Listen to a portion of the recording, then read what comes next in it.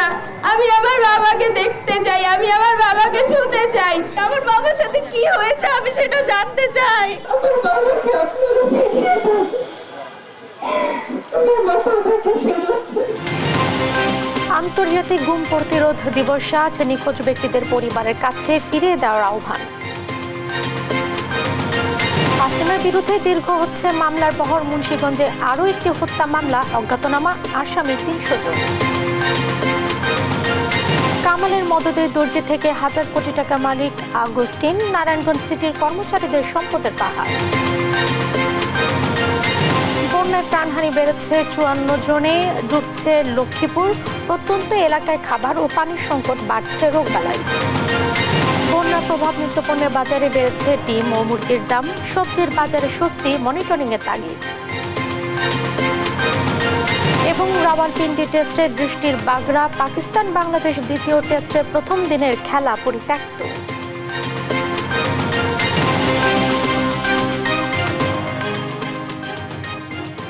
দেখছিলেন শিরোনাম সংবাদ দুপুরের, সঙ্গে আছে আমি জেসিকা বেদিন। এবারে বিস্তারিত সংবাদ। ক্ষমতাচ্যুত সরকারের সময়ে গুম হওয়া ব্যক্তিদের ফিরিয়ে দেওয়ার আহ্বান জানিয়েছেন স্বজনরা। শুক্রবার আন্তর্জাতিক গুম প্রতিরোধ দিবসে মায়ের ডাক আয়োজিত মানববন্ধনে এই আহ্বান জানান তারা। এ সময় কান্না জড়িত কণ্ঠে প্রিয় মানুষদের স্মরণ করেন স্বজনেরা। সবাইকে ফিরে পেতে অন্তর্বর্তী সরকারকে বিশেষ অনুরোধ জানান বিশিষ্টজনরা। মাজহারুল ইসলামের রিপোর্ট।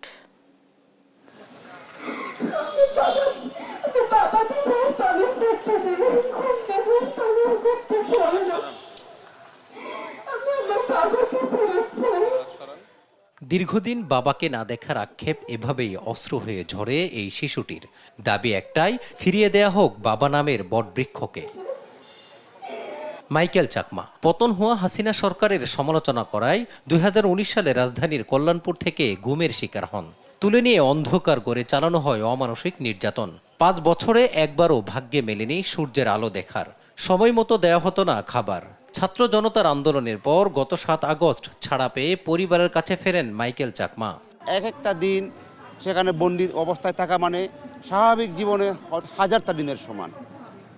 ওখানে বাইরে কোনো আলো বাতাস, ন্যাচারাল আলো বাতাস প্রবেশের কোনো সুযোগ নাই। আর বাইরের কোনো শব্দ, যোগাযোগ করা, বাইরের কোনো শব্দ আপনি কোনো শব্দই শুনতে পাবেন না। আর একই সাথে আপনার বাইরে কোনো ইনফরমেশন পাওয়া বা কোনো যোগাযোগ করা বা কোনো এমনকি কারোর সাথে কথাবার্তা বলা পর্যন্ত সেখানে সুযোগটা নাই। আয়না ঘরের দুঃসহ স্মৃতি তুলে ধরে সাবেক রাষ্ট্রদূত জামান জানান, এমন কোনো নির্যাতন নেই যা সেখানে চালানো হতো না। গুমের সাথে জড়িতদের কঠোর শাস্তি দাবি করেন সাবেক এই কূটনীতিক। কারাই গুমগুলো করেছে এবং রাইট ফ্রম দ্য হুকুমদাতা শুরু করে যে এক্সিকিউশন করেছে বা যে ক্যারি আউট করেছে, তাদের প্রত্যেককে আইডেন্টিফাই করতে হবে, এক্সাম্পলারি পানিশমেন্ট তাদেরকে দিতে হবে। এ সময় গুম হওয়া ব্যক্তিদের সন্তান ও আত্মীয় স্বজনেরা দ্রুত পরিবারের কাছে ফিরিয়ে দেওয়া সহ দোষীদের শাস্তি দাবি করেন তারা। প্রত্যেকটা থানা, প্রত্যেকটা হসপিটালে আমরা আমার বাবার খোঁজ করছি, কিন্তু কোথাও কোনো খোঁজ পাওয়া যায়নি আমার বাবার। শৃঙ্খলা পরিচয় দিয়ে গুম করা হয়েছে। আমার মা প্রেস ক্লাবের সামনে অনেকবার অজ্ঞান হয়ে পড়ে, কিন্তু আমরা আদৌ পর্যন্ত 8 বছর ওর কোনো খোঁজ খবর পাইনি। এরই মধ্যে গুম হওয়া ব্যক্তিদের ফিরিয়ে দেওয়া সহ বিচার নিশ্চিতের জন্য আন্তর্জাতিক গুম প্রতিরোধ সনদে স্বাক্ষর করেছে ডক্টর ইউনূসের নেতৃত্বাধীন অন্তর্বর্তী সরকার। আমি ছোটবেলা থেকে বড় হয়ে গেছি, আমি আমার বাবাকে দেখিনি। বাবা কেমন আমি সেটা জানি না। আমি আমার বাবাকে দেখতে চাই, আমি আমার বাবাকে ছুঁতে চাই। মাজহারুল ইসলাম, দেশ টিভি, ঢাকা। হাসিনার বিরুদ্ধে দীর্ঘ হচ্ছে মামলার বহর। মুন্সিগঞ্জে আরও একটি হত্যা মামলা। এ মামলায় হাসিনা, ওবায়দুল কাদের সহ জেলা আওয়ামী লীগের সভাপতি, সাধারণ সম্পাদক ও জেলার সাবেক 3 এমপিকে আসামি করে হত্যা মামলা দায়ের করা হয়েছে। গেল 4 আগস্ট মুন্সিগঞ্জ শহরের সুপারমার্কেট এলাকায় আন্দোলনে অংশ নেয়া নূর মোহাম্মদকে গুলি করে হত্যার অভিযোগে আওয়ামী লীগ, ছাত্রলীগ নেতাসহ 313 জনের নাম উল্লেখ করে এবং অজ্ঞাতনামা আরও 200 থেকে 300 জনকে আসামি করে এই হত্যা মামলা করা হয়। শুক্রবার সকালে সদর থানায় বাদী হয়ে মামলাটি করেছে নিহত নূর মোহাম্মদের নানী শেফালী বেগম।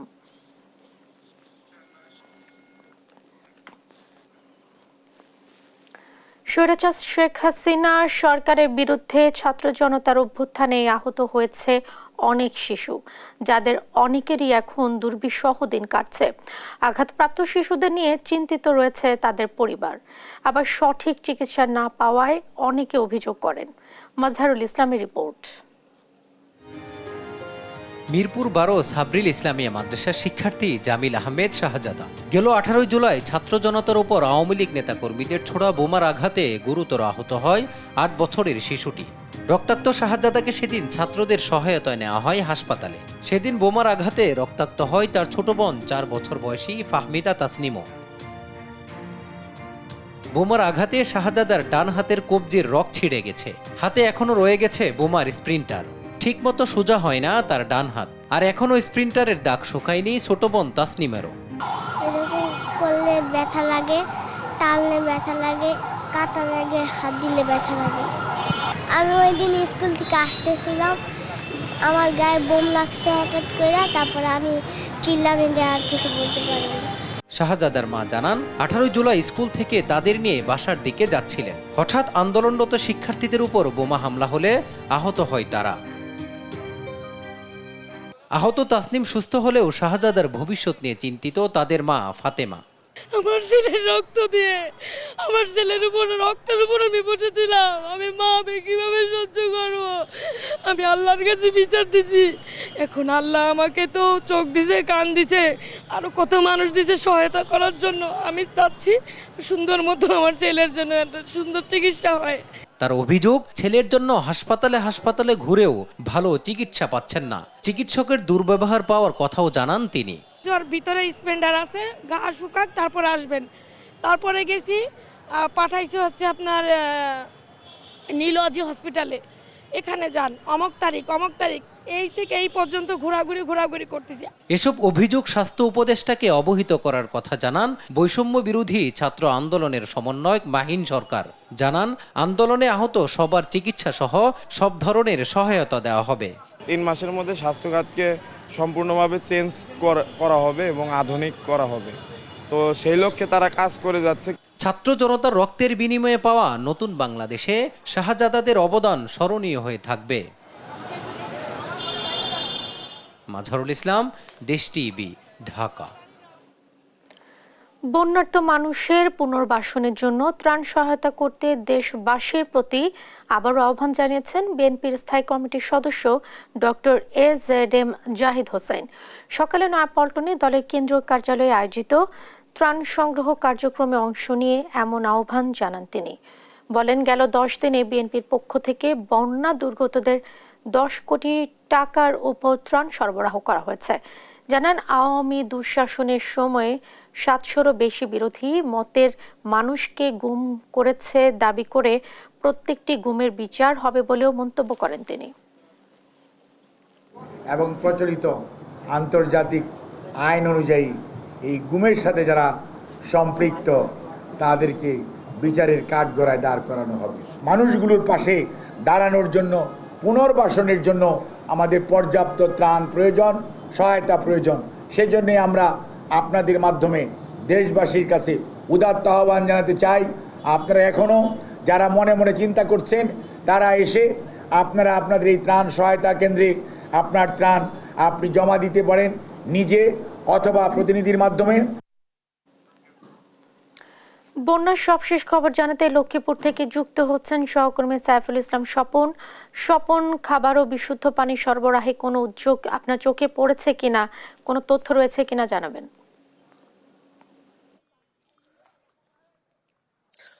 জেসিকা, লক্ষ্মীপুরে গত 15 দিনের বন্যায় প্রায় 10 থেকে 12 লাখ মানুষ পানিবন্দী হয়ে রয়েছে।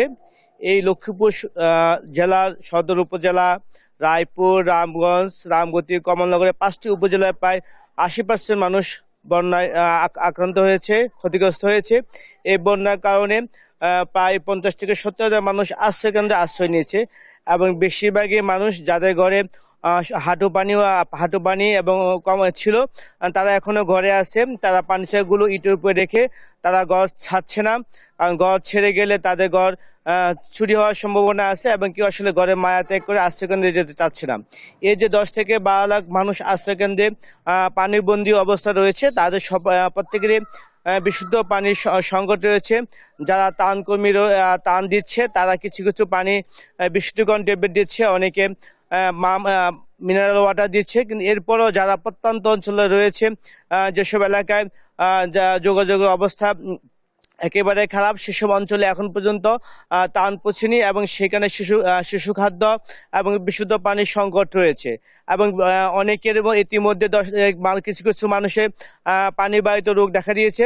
তবে লক্ষ্মীপুরে আজ 2 থেকে 3 ইঞ্চি পানি নেমে যেতে শুরু করেছে এবং লক্ষ্মীপুরের যে নদীগুলো রয়েছে এগুলোতে বাঁধের কারণে পানি নামতে দেরি হচ্ছে। প্রশাসন থেকে আশা করছে যে বাঁধগুলো কেটে দেওয়া হলে অচিরে পানি নামবে। জেসিকা, এ ছিল লক্ষ্মীপুরের বন্যার সর্বশেষ খবর।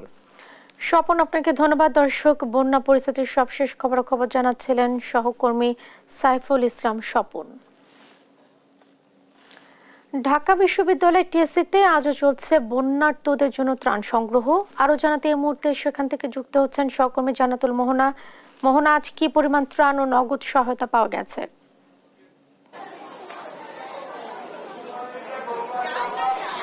এই মুহূর্তে আমি আছি টিএসসি ক্যাফেটেরিয়াতে এবং আপনাদেরকে দেখাতে চাই এই ক্যাফেটেরিয়ার ভিতরে কেমন ত্রাণ সামগ্রী জমা হয়েছে এবং কি পরিমাণ ভলান্টিয়াররা এখানে কাজ করছেন।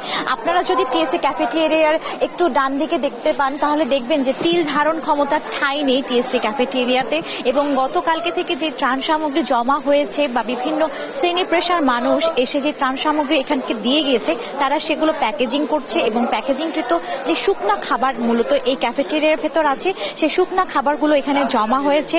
এবং আপনারা দেখছেন যে বন্যার্তদের সহায়তায় নানা শ্রেণী পেশার মানুষ এখানে জমায়েত হয়েছে। আমরা তাদের সাথে কথা বলেছি, তারা জানিয়েছেন যে এই দুর্যোগের সময় দেশের মানুষের যারা বন্যা কবলিত এলাকায় রয়েছে তাদের হয়তো সরাসরি তারা সহযোগিতা করতে পারছেন না, কিন্তু এই যে ত্রাণ যারা দিয়ে যাচ্ছে, ত্রাণ যারা প্যাকেজিং করছে, এইভাবে পরোক্ষভাবে তারা বন্যার্তদের সহায়তায় পাশে দাঁড়িয়েছে। এবং আপনারা দেখছেন যে এখানে কেবল তরুণীরা নয়, এখানে যেমন তরুণীরা আছে তেমনি কিন্তু বিভিন্ন বয়সী মানুষেরাও আছেন, গৃহিণী থেকে শুরু করে শিক্ষকেরাও আছেন, এখানে জড়ো হয়েছেন। যারা কাজ করছেন তাদেরকে সহযোগিতা করতে, তাদের সহযোগিতার হাত বাড়িয়ে দিতে তারা কাজ করছেন। এবং এখানে আমরা আরো যদি বলতে চাই যে আপনারা যেমনটা জানতে চেয়েছেন যে আজ 9ম দিনের মতো টিএসসিতে এই ত্রাণ বিতরণ কার্যক্রম চলছে, তো কেমন বা কি পরিমাণ ত্রাণ এখনো আসছে। তো আমাদের সাথে যারা আছেন বা বিশেষ করে বৈষম্য বিরোধী ছাত্র আন্দোলনের যারা আছেন বা যারা বুথ বসিয়েছেন তারা জানিয়েছেন যে প্রথম দিকে যেমন পরিমাণ বা যে পরিমাণ ত্রাণ এবং সামগ্রী টাকা পয়সা উঠছিল তার তুলনায় কিছুটা কমলেও পরিস্থিতি বুঝে এক এক দিন এক এক পরিমাণের টাকা পয়সা কিংবা ত্রাণ সামগ্রী উঠছে। এবং দেখতেই পাচ্ছেন যে টিএসসির ক্যাফেটেরিয়ার রুমের কি অবস্থা। আমরা যদি বলতে চাই যে এখানে কেবল টিএসসির ক্যাফেটেরিয়ায় নয়, টিএসসির ক্যাফেটেরিয়ার বাহিরে যদি আমরা বলতে চাই যে ক্যাফেটেরিয়ার বাহিরেও মানুষজন আছেন, তারা শিকল করছেন, চেইন তৈরি করছে, সেই চেইনের মাধ্যমে তারা এই ক্যাফেটেরিয়ার ভেতর থেকে যে ত্রাণ সামগ্রী জমা আছে সেগুলো বের করে দিচ্ছেন এবং একের পর এক ট্রাক লোড করে তারা বিভিন্ন এলাকায় পৌঁছে দিয়েছেন। তো আমরা আজ জানতে পেরেছি যে বৈষম্য বিরোধী ছাত্র আন্দোলনের পক্ষ থেকে মেডিকেল টিম গিয়েছে, এখানে মেডিকেলে যে সামগ্রী জমা হয়েছিল তা থেকে এখানকার মেডিকেল টিমও পৌঁছে গিয়েছে। তো এই ছিল আমার কাছে টিএসসি ক্যাফেটেরিয়া থেকে সর্বশেষ সংবাদ। মোহন, আপনাকে ধন্যবাদ। দর্শক, ঢাকা বিশ্ববিদ্যালয় টিএসসি থেকে জানাচ্ছিলেন সহকর্মী জান্নাতুল মোহনা। সাপ্তাহিক ছুটির দিন শুক্রবার বাজারে ক্রেতার সাধারণের ভিড়। নিত্যপণ্যের বাজার এখনো পুরোপুরি নিয়ন্ত্রণ না আসলেও দাম দর করে কেনাকাটা করছেন সাধারণ মানুষ। খোলা চিনির দাম কমেছে প্রতি কেজিতে 10 টাকা, বিক্রি হচ্ছে 125 টাকা প্রতি কেজি। সয়াবিন 790 থেকে 800 টাকায় বিক্রি হচ্ছে 5 লিটারের বোতল। জিরা 650, দারুচিনি 500। তবে এলাচ ও লবঙ্গ বিক্রি হচ্ছে 3350 ও 1400 টাকা প্রতি কেজি। বিস্তারিত জানাচ্ছেন ইফতেখার রেজা। মোহাম্মদপুর টাউন হল বাজারে ব্রয়লার মুরগি বিক্রি হচ্ছে 170 টাকায়, সোনালিকা মুরগি বিক্রি হচ্ছে 240 থেকে 250 টাকায়। কমেনি ডিমের দাম ডজন প্রতি বিক্রি হচ্ছে 150 থেকে 155 টাকায়। তবে এমন অবস্থায় মনিটরিং এর মাধ্যমে বাজারে আরো নিয়ন্ত্রণ চান ক্রেতা সাধারণ। ব্রয়লার পাইকারি চলতেছে 158 টাকা, বিক্রি করতেছে 170 টাকা। পাইকারি বাজারে না কমলে আমাদের তো কিছু করার নেই, আমাদের তো কিনে আনি। ব্রয়লার মুরগি 150 টাকা থেকে 160 টাকা হলে মানে জনগণের সুবিধা হয়। উপদেষ্টা যারা আছেন এরা যাতে অবশ্যই বাজার এই দ্রব্যমূল্যের ঊর্ধ্বগতি যে বিষয়টা এটা দ্রুত একটু সমাধান করে দেয়। চিকন চালের দাম অপরিবর্তিত থাকলেও মোটা চালের দাম বেড়েছে কেজি প্রতি 3 থেকে 4 টাকা।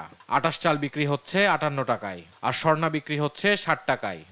28 চাল আমরা 56 টাকা কিনে আনছি, 58 টাকা বেচতেছি। 28 একটা আছে 58 টাকা, এটা 60 টাকা বেচতেছি। নাজির শিলামক কেনা আছে 80 টাকা, বেশি 70 টাকা। মোটা চালের দাম বাড়ছে, এখন তো একটু বোনা তো মানুষের তো আমশ্রাবকি দিতেছে, এই হিসাবে মোটা চালের দাম একটু বেশি। এ সপ্তাহে 1 কেজি ওজনের ইলিশ মাছ বিক্রি হচ্ছে 1600 টাকায়, বড় কাতল 550, আর চিংড়ির দাম 1000 ছাড়িয়েছে। মাছ কম আসে এই জন্য দাম একটু বেশি, মাছটা আপনার বেশি আসে তাহলে দামটা কমে যাবে। খুব বেশি কমে নাই, মাছের দাম বেশিই আছে এখন।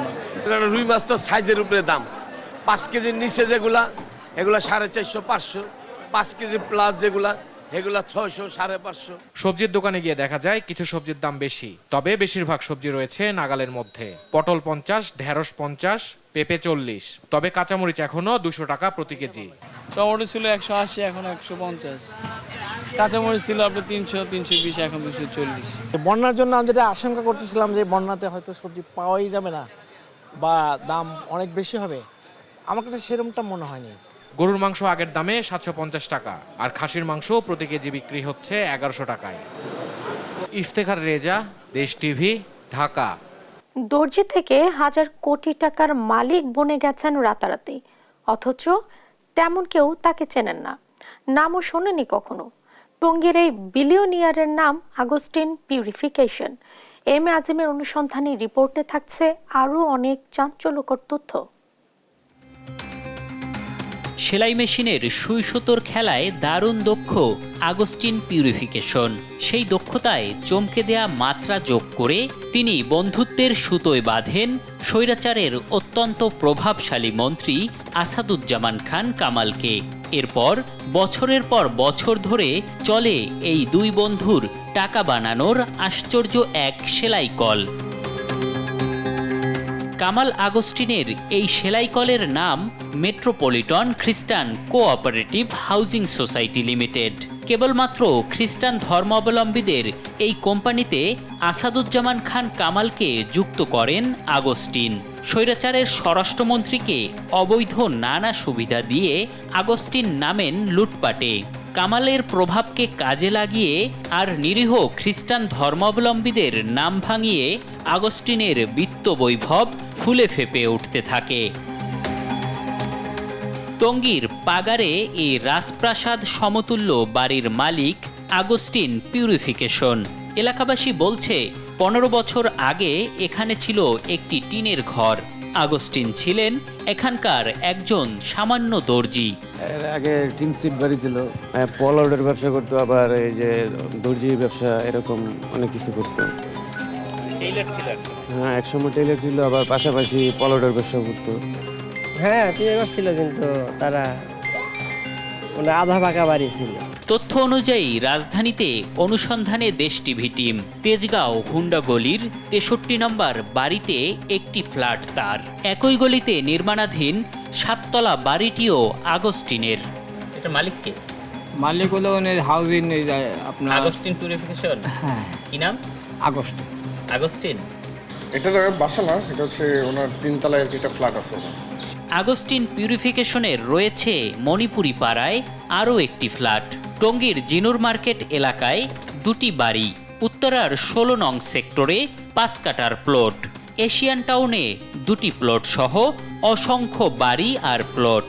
হ্যাঁ, আগস্টিন পিউরিফিকেশন ওনার ফ্ল্যাট নাম্বার কত? তো 5। একটাই?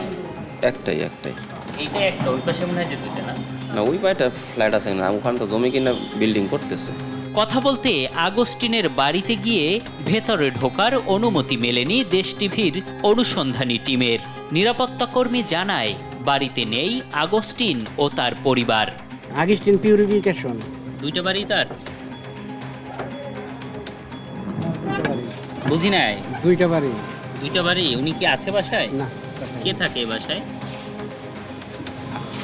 ঢাকায় গেছে না, কোন জায়গায় গেছে আসলে। পরিবারের লোকজন থাকে এখানে? পরিবারের লোকও ঢাকায়। শুধু দেশ নয়, আমেরিকা সহ বিভিন্ন দেশেও একাধিক বাড়ি গাড়ি করেছেন টঙ্গীর দর্জি আগস্টিন পিউরিফিকেশন। এর সবই করেছেন সাবেক স্বরাষ্ট্রমন্ত্রী কামালকে বন্ধুত্বের সুই সুতোয় গেথে। এম এ আজিম, দেশ টিভি, ঢাকা।